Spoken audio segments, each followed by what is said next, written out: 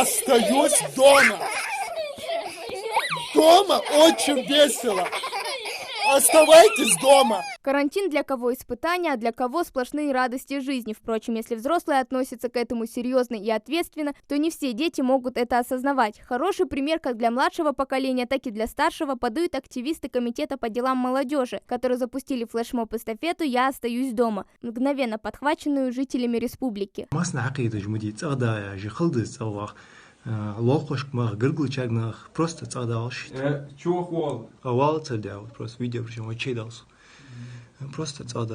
Самоизоляция – это хорошее время проверить себя, а заняться всегда есть чем. Поиграть на любимом музыкальном инструменте, почитать книги, посмотреть фильмы и, конечно же, важно не забыть про учебу.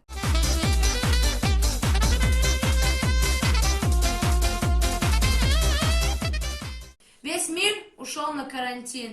Но это не время отдыхать. Нужно учиться и заниматься.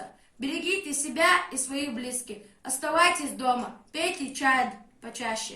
Кстати, к флешмобу присоединились не только ученики, но и учителя. Современная система образования даст выход из любой ситуации.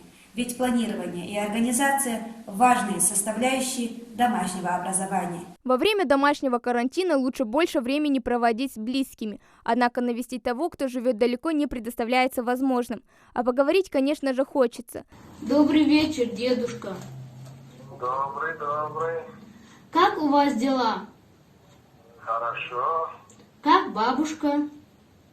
Бабушка тоже ничего, хорошо пойдет. Особую популярность получила и рубрика «Уборка до и после».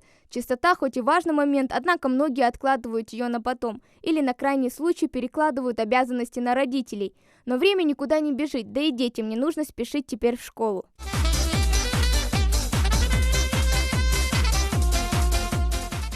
А вот этот совет придется по душе не только маленьким хозяюшкам. Сыр, зелень и яйцо. Настоящий юноармейский завтрак от юного шеф-повара. Мы юные армейцы, защитники страны, стоим на страже Родины России.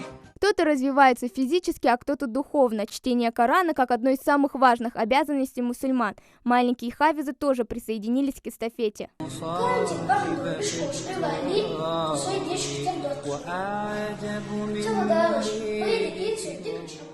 Если в изоляции не сидится, значит нужно побегать. Конечно же, если дома позволяет квадратные метры. Спортклубы хоть и закрыли по всему миру, поддерживать себя в форме все же можно.